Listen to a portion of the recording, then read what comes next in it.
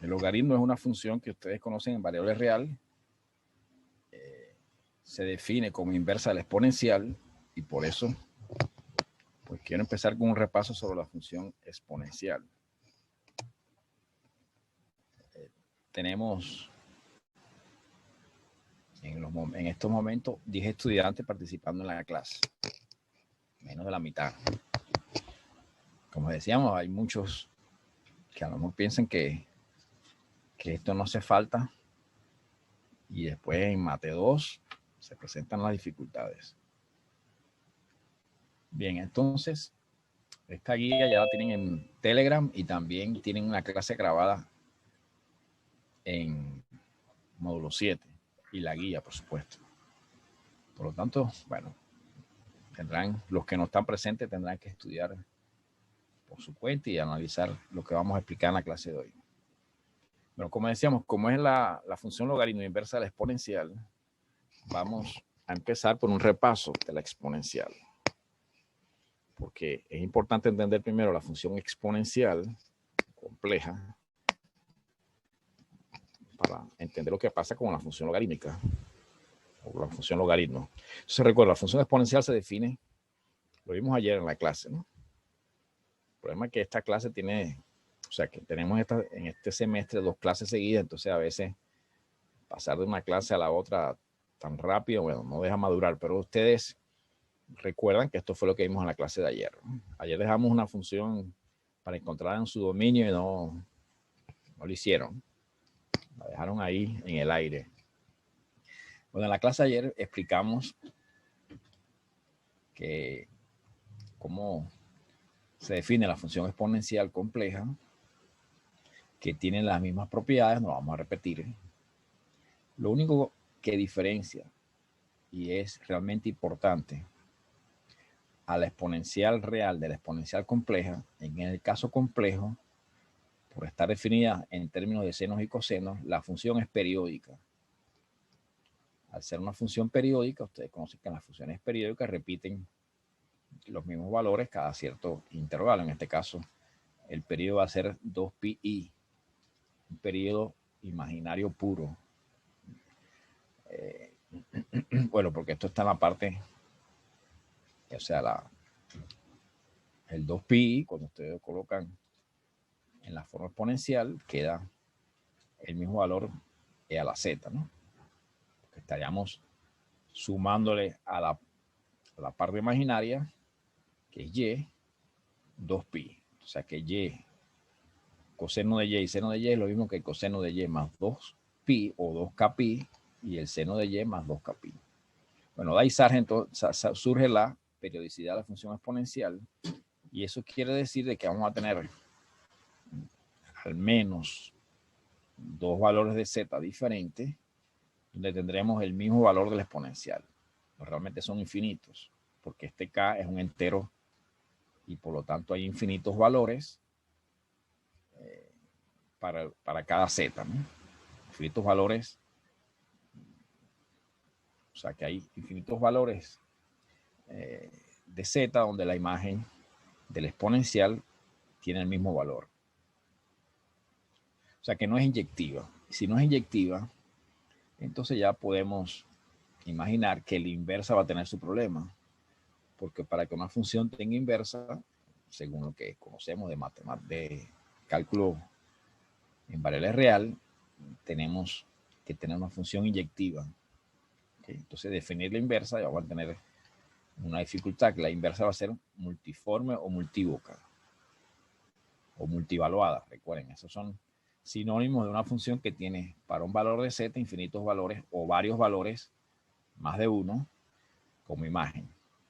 Que realmente no es una función, pero bueno, se habla de función multívoca, multiforme o multivaluada. Entonces, esto es lo que vimos en la clase de ayer. Miren aquí un ejemplo, ¿no? E a la pi, ponemos, por supuesto, pi es un número imaginario puro, solamente ponemos coseno de pi más y seno de pi y ya tenemos el valor que es menos 1. ¿Okay? Pero si ponemos 5pi, o sea, estamos sumando a pi,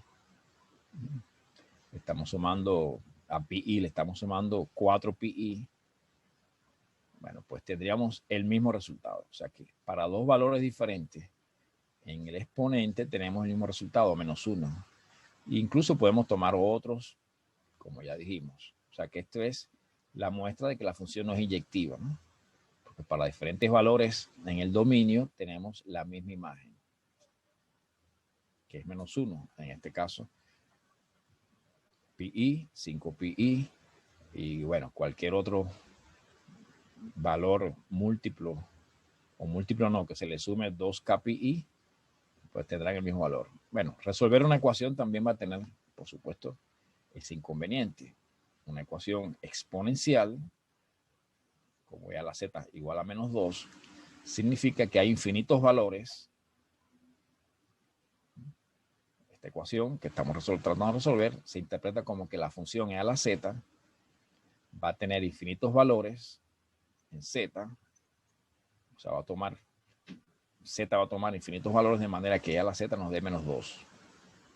Fíjense que puede ser incluso negativo, ¿no? En variable real, la exponencial siempre era mayor que 0. Ahora puede ser positivo o negativo.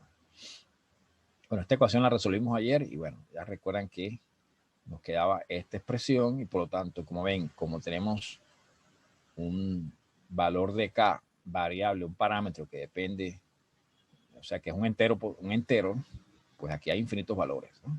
Para cada valor de k tenemos un valor diferente, que es solución de esta ecuación.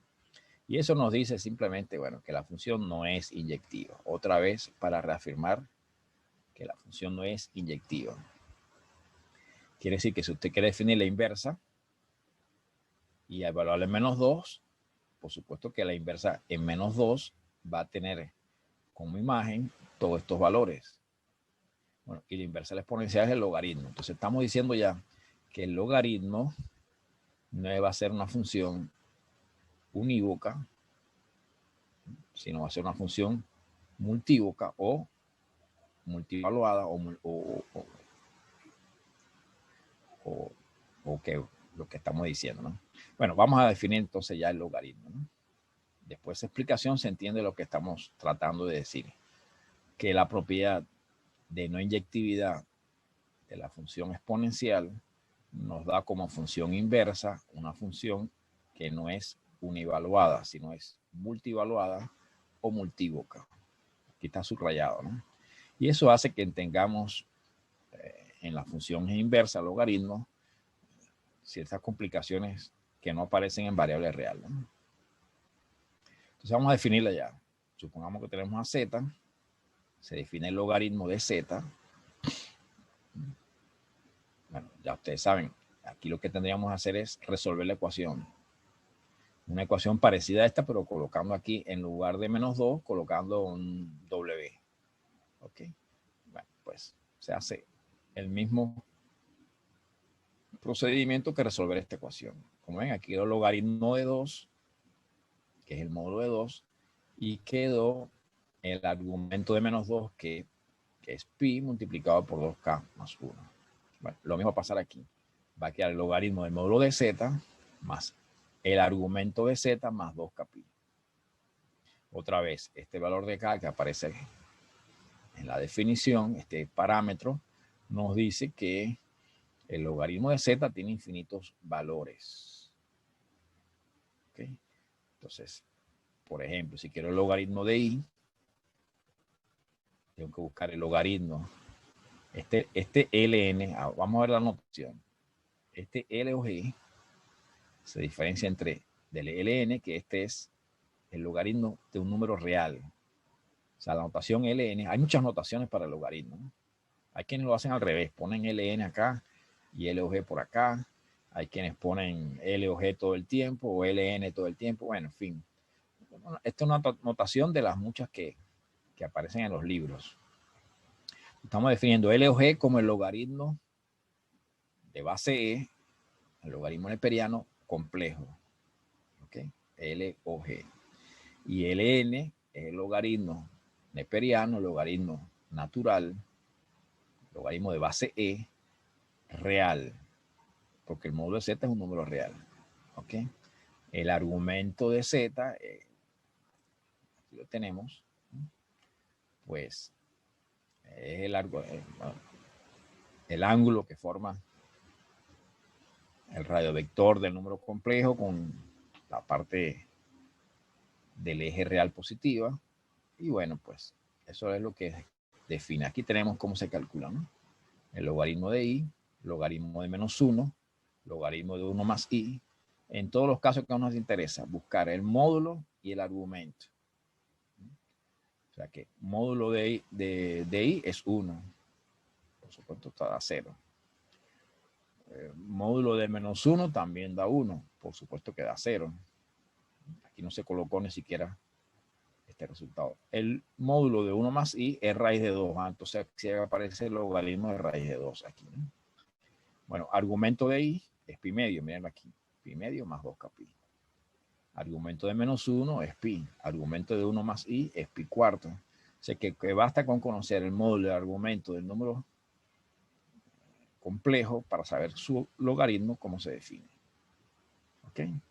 Bueno, en los casos donde no tengamos un módulo exacto, un logaritmo del resultado será indicado, ¿no? Logaritmo aquí de un número real que no es 0, 1 o cualquier otro valor exacto, pues se deja indicado. Y el argumento también, si no es un número, si no es un ángulo notable, pues se deja indicado. Bien, entonces ya sabemos cómo calculamos el logaritmo, que es una función, el logaritmo de un número complejo que nos da infinitos valores. Todos están en función de k, de ese parámetro entero que aparece, porque el argumento, todo esto tiene que ver con el argumento de un número. El argumento, vuelvo a repetir este concepto que es importante, es el ángulo que forma el radiovector que representa el número complejo con el eje positivo, el eje real positivo. Ahora, ¿qué pasa? Que como es un ángulo, se puede medir con infinitos, o sea que si usted tiene un valor y le suma 2k o 2k pi, cualquier múltiplo de 2pi, pues tendremos el mismo valor. Eso lo conocen ustedes incluso de trigonometría. Y eso hace que el argumento de un número complejo tenga infinitos valores. Y de ahí viene toda la consecuencia, ¿no?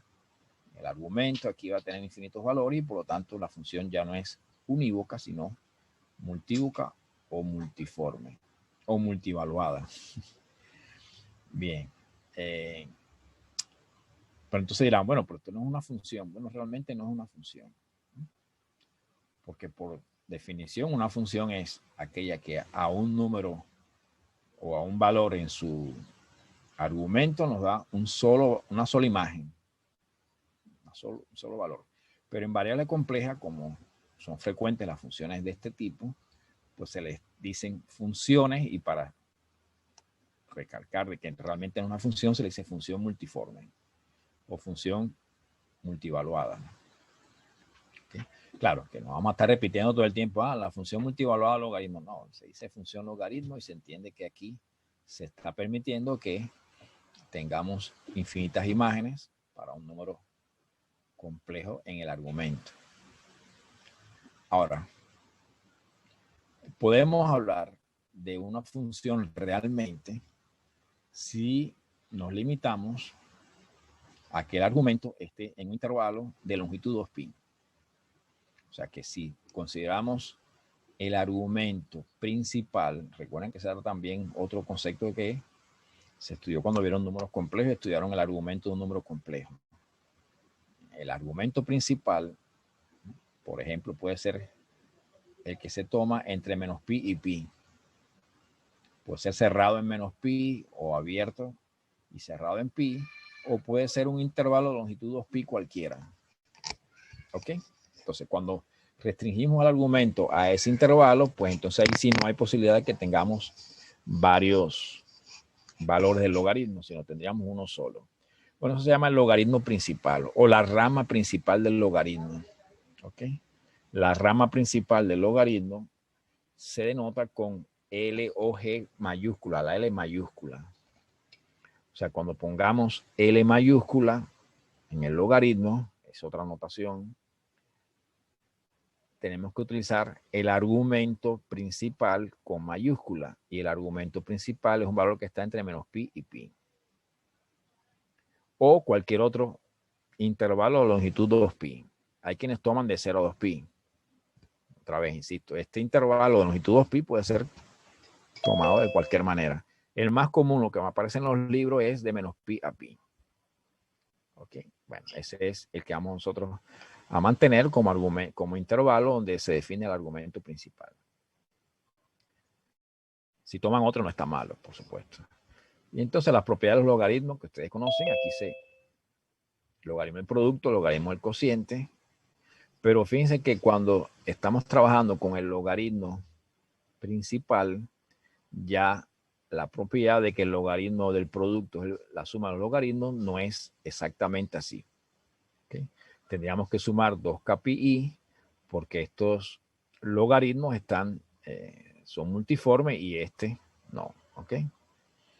Bueno, entonces cálculos de logaritmos principales, aquí lo tenemos como se hacen, el argumento. Fíjense que si me da un valor exacto, el logaritmo de 1 da 0 si es el logaritmo principal en la rama principal. El logaritmo de 1 más i raíz de 3 da un valor exacto. O sea que aquí no aparece la constante k, o en otras palabras, se ha tomado el valor de k igual a 0. O sea, para un valor de k fijo, tenemos una sola imagen. En particular, cuando k vale 0, pues se toma esa rama como la rama principal o el logaritmo principal. Bueno, resolver una ecuación exponencial, bueno, pues ahora se puede hacer a través del logaritmo, ¿no? Despejamos, pasamos al logaritmo y calculamos el logaritmo, ¿no? O sea que esta es otra manera de calcular o resolver ecuaciones. O sea que ayer resolvíamos ecuaciones sin el logaritmo. Bueno, lo pueden hacer también sin el logaritmo. Buscan argumento y módulo de este número complejo, 1 menos i, y le da el mismo resultado que teníamos en la clase de ayer. Ahora sí podemos pasar directamente al logaritmo y aplicar definición de logaritmo. Por insistir, este k es un número entero. Bien, después de haber visto que la función logaritmo es una función multivaluada, que las propiedades y que hay dos logaritmos, el logaritmo principal y el logaritmo en el sentido amplio, como función multivaluada, pues podemos definir las funciones exponenciales de cualquier base. Decíamos ayer que nos interesaba la base exponencial. La base de la función exponencial fuera el número e. Bueno, ahora podemos definir a cualquier base. No tiene que ser la base e, pero a la b se va a escribir como e a la b logaritmo de a. Entonces vemos que siempre vamos a tener la posibilidad de escribir cualquier función exponencial de cualquier base a través de o sea, definir a través de la función exponencial de base e. ¿Por qué tenemos ahora el concepto de logaritmo? ¿Okay? Bueno, eso hace que podamos ahora calcular, por ejemplo, i a la menos 2i. ¿Cómo se calcula i a la menos 2i? Fíjense que esto es una potencia donde la base es un número complejo y el exponente también es un número complejo. ¿Ok? Entonces esto no tiene sentido en el sentido que le damos a las potencias, ¿no? Porque ¿cómo se entiende que i se va a elevar a la menos 2i? Bueno, hay que entenderlo en el sentido de que esto es e elevado a la menos 2i logaritmo de i. Y así podemos calcular todos los valores de esta potencia. Como aparece un logaritmo, pues por supuesto que esto va a ser una expresión que contiene infinitos valores. O sea que i a la menos 2i realmente tiene infinitos valores. Aquí lo tenemos todo, ¿no? Aquí lo tenemos todo. Después de simplificar, al final va a quedar que i a la menos 2i va a ser igual a e elevado a 4k más 1 por pi. K es el entero que da infinitos valores. ¿Okay? Bueno, y que esto tenga infinitos valores se deduce o es consecuencia de utilizar el logaritmo de i. O sea que este logaritmo que tenemos aquí arriba en el exponente va a dar siempre infinitos valores. 1 más i a la menos i, el mismo razonamiento. Tenemos el logaritmo de 1 más i, Y fíjense aquí lo que nos queda al final. Lo que no se pueda calcular de manera exacta se deja indicado, ¿no? Logaritmo de raíz de 2, no se preocupen y lo dejan indicado, ¿no? Si todo lo hicieron bien y lo dejan indicado el logaritmo de raíz de 2, no es que tienen que buscar una calculadora para saber cuál es el logaritmo de raíz de 2, sino simplemente lo dejan indicado. Bueno, potencias, o sea, funciones potenciales exponenciales con base compleja y con exponente complejo se hacen los cálculos utilizando la función exponencial de base E y el logaritmo de base E. ¿Ok? Entonces eso es otra de las cuestiones que nos permiten haber definido la función logaritmo complejo. Bueno, aquí hacen una explicación un poco más detallada de todas las posibilidades, pero bueno, al final aquí hay una lista de ejercicios, calcular estos logaritmos, hallar estas potencias complejas, resolver estas ecuaciones, para que practiquen esa parte. Dicen que estas funciones exponenciales van a quedar todo en términos de logaritmos y por eso se les plantea resolver esta ecuación utilizando el logaritmo. Ahora, otra cosa importante, incluso tan importante como la anterior, es la analiticidad de la función logaritmo. Ya hemos hablado de que la función exponencial es entera, las funciones trigonométricas hiperbólicas, recuerden en la clase de ayer probamos que son enteras. Enteras significa que son analíticas en todo el plano complejo. ¿Ok? Bueno, la función logaritmo no va a tener esa propiedad tan buena. Empezando porque la función logaritmo no está definida en z igual a 0. O sea que cuando... Y además que la función logaritmo es multiforme. Entonces vamos a empezar con la función logaritmo con mayúscula, la función que tiene realmente una sola imagen para cada z. Estamos en la rama principal, o sea, estamos tomando una rama de la función logaritmo. Cuando decimos trabajamos en una rama, es que estamos definiendo realmente una función. Recuerdan eso, la función con logaritmo con minúscula realmente es una función multivaluada y por lo tanto tiene para cada z infinitos valores. Cuando ponemos el logaritmo con mayúscula, ahí sí estamos en una rama donde realmente sí es una función. O sea, eso tienen que leerlo con calma y asimilarlo porque eso confunde y hay quienes piensan que el logaritmo es cualquier cosa y bueno, a veces trabajan el logaritmo con mayúscula como si fuera con minúscula o no hacen diferencia y entonces hay que estar pendiente de eso. Bueno, entonces, supongamos que estamos en la rama principal. Estamos aquí. ¿Ok? Bien. El 0 no puede estar en el dominio de la función logaritmo porque el logaritmo de 0, que el logaritmo que tenemos aquí de variable real no existe. O sea que z igual a 0 no tendría posibilidad de calcularse el logaritmo neperiano de 0. Por lo tanto, el logaritmo de variable compleja de 0 tampoco. El logaritmo complejo de 0 tampoco existe. No, la función es discontinua. Vamos a ver por qué la función es discontinua. Fíjense, la discontinuidad de esta función está exactamente en el salto que hay al pasar de menos pi a pi. O sea, imagínense que ustedes se van acercando al eje real negativo, la parte negativa del eje real, y cuando se acercan, o sea, estamos pensando en el límite, ¿no? Para ver si existe el límite. Cuando se acerca por el tercer cuadrante, el resultado es pi. Pero cuando se acerca por el tercer cuadrante, el resultado es menos pi. O sea que tenemos aquí dos límites diferentes cuando nos acercamos a cualquier punto que está situado en el eje real negativo. Y la diferencia entre el límite por un lado y por el otro es 2pi. ¿Okay? Por lo tanto, la función logaritmo no puede ser continua en ningún punto que esté situado en el eje real negativo. O sea que es discontinua para los números complejos que están en esa parte del plano complejo, o sea, donde la parte imaginaria es 0 y la parte real es menor o igual que 0. O sea que aquí, como lo explica, cuando cruzamos el eje real negativo, pues hay un salto de 2pi. Ya sabemos por qué, porque por este lado es positivo pi, por este lado es negativo menos pi.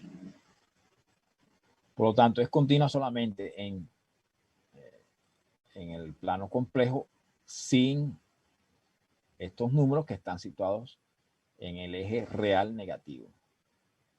La parte negativa del eje real, ¿no? La parte negativa del eje real. Por lo tanto, ahí al no ser continua, pues tampoco puede ser derivable, porque lo primero que tiene que cumplirse una función para que sea derivable es que sea continua.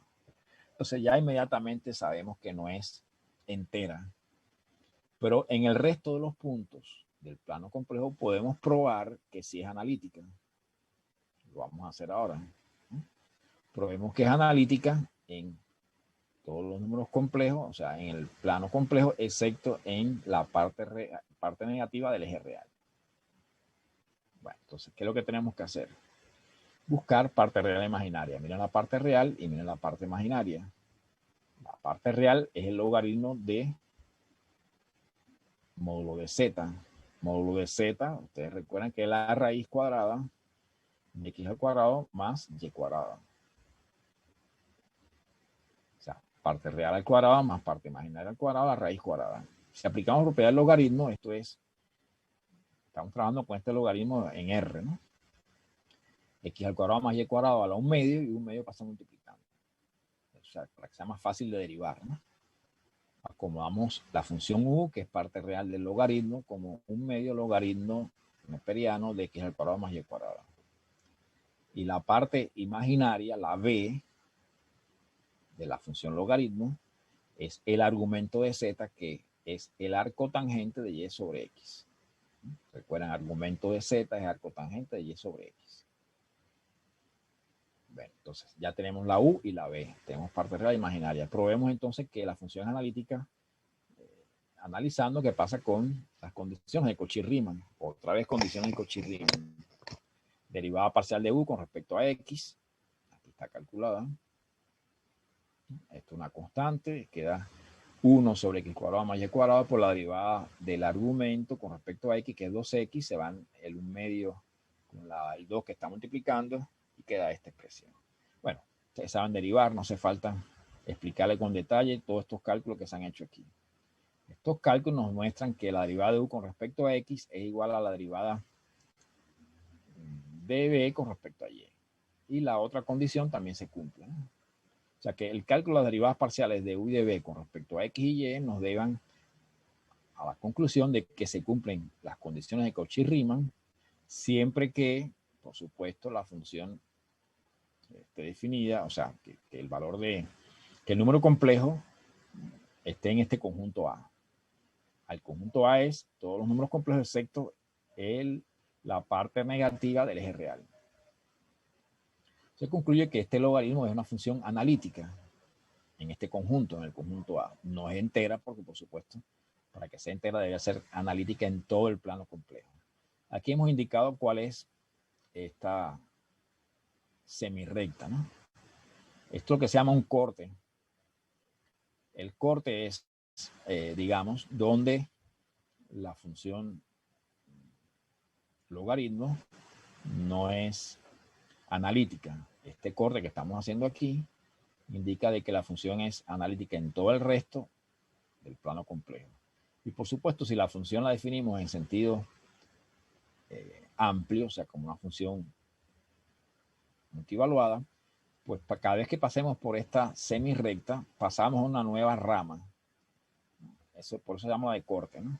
Y en la nueva rama también la función va a ser analítica. O sea, que no solamente en la rama principal, sino en cualquier otra rama la función también va a ser analítica. Siempre que se excluya esta parte del plano complejo. Bueno, como ven, es una función multiforme, pero es analítica en cada rama. Y este es el corte que estamos haciendo con la función logaritmo. Y este punto que tenemos aquí se llama punto de ramificación. Un lenguaje que se utiliza para las funciones multiformes en variable compleja. Entonces, identificar una rama donde la función analítica es importante. Por ejemplo, determinar la región de analiticidad de la función logaritmo del z-1 sobre z. Bueno, ya sabemos el logaritmo tiene como región de analiticidad el conjunto A, este conjunto que tiene como valores a todos los números complejos excepto este conjunto. Bueno, entonces tenemos para esta función logaritmo que hacer lo mismo, determinar cuál es la parte real y la parte imaginaria. Fíjense que aquí tenemos parte imaginaria igual 0 y parte real menor o igual que 0. Bueno, vamos a hacer ese trabajo. Tenemos el argumento z menos 1 sobre z. Aquí empezamos a separar parte real e imaginaria. Cuando está z, colocamos x más y, hacemos el trabajo de multiplicar el conjugado, de hacer la división, ¿verdad? Y llegamos a esta separación. Esta es la parte real y esta es la parte imaginaria. Bueno, si la parte imaginaria tiene que ser 0 y es un cociente, el numerador tiene que ser 0. Por lo tanto, y vale 0. Y la parte real tiene que ser menor o igual que 0. Bueno, este cociente hay que buscar en qué valores de x y y se cumple la condición de que es menor o igual que 0. Bueno, aquí tenemos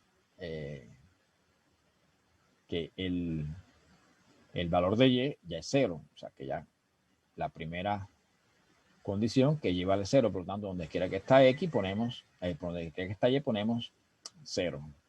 ¿Ok? Si la y vale 0, queda x al cuadrado menos x en el numerador y x al cuadrado en el denominador. Pero x al cuadrado siempre es positivo. Por lo tanto, nos interesa saber solamente cuando el numerador es negativo para que este cociente sea menor que 0. Fíjense que se utilizó la primera conclusión de que y vale 0 para sustituir aquí, ¿no?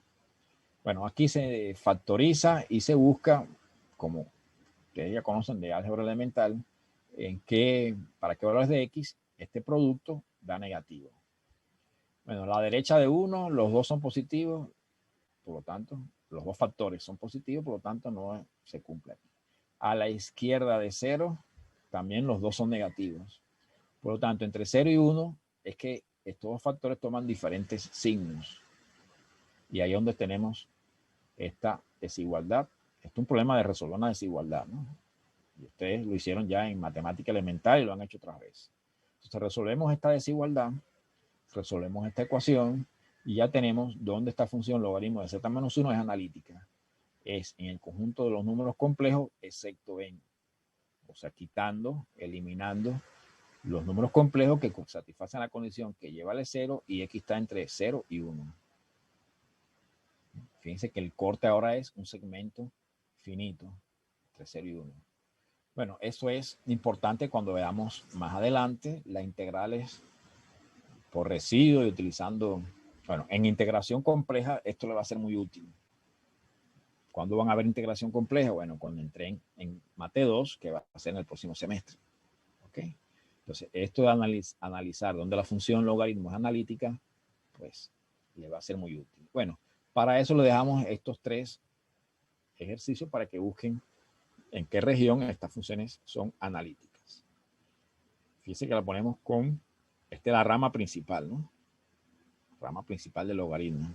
Pero en cualquier otra rama también se cumpliría la misma situación. O sea, basta con encontrar la analiticidad de la función en la rama principal y el resto satisfacen la misma condición.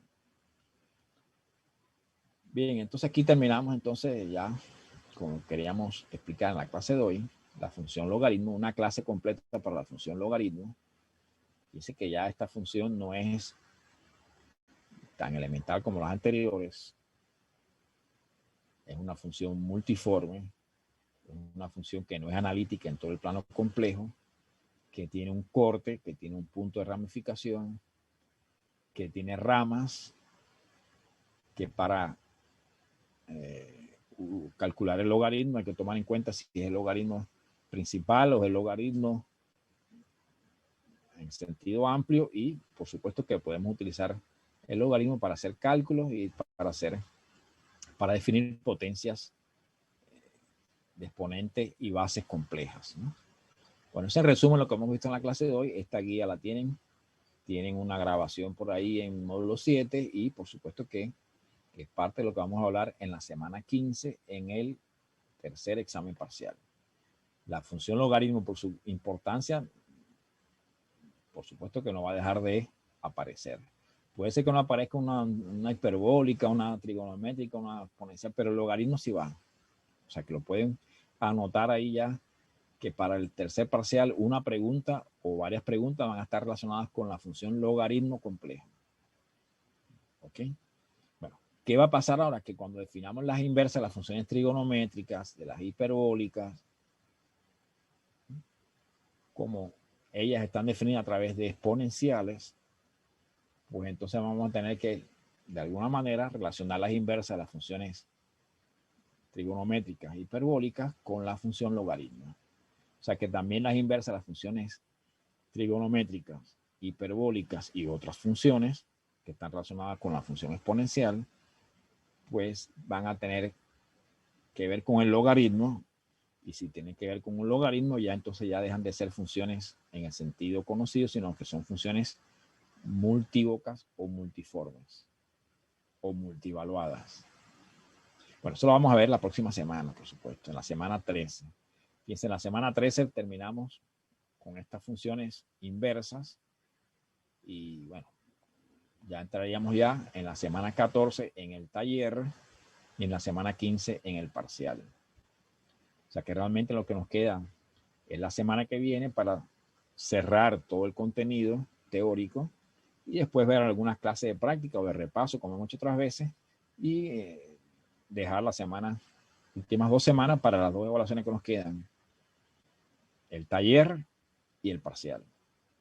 En la semana 15 hacemos el parcial y entregamos notas, porque ya en la semana que siguiente es la reparación. Entonces, por si alguien tiene la desgracia de ir a la reparación, espero que nadie, pero si alguien tiene que ir a la reparación, tenemos que darle tiempo. Por eso queremos hacer el último examen parcial lo más rápido posible. Bueno, terminamos y le dejamos entonces el resto de la clase para que lean la guía con calma, hagan los ejercicios que están planteados y bueno, si hay alguna pregunta, estamos pendientes del chat de Telegram. Bueno, nos despedimos hasta la semana que viene.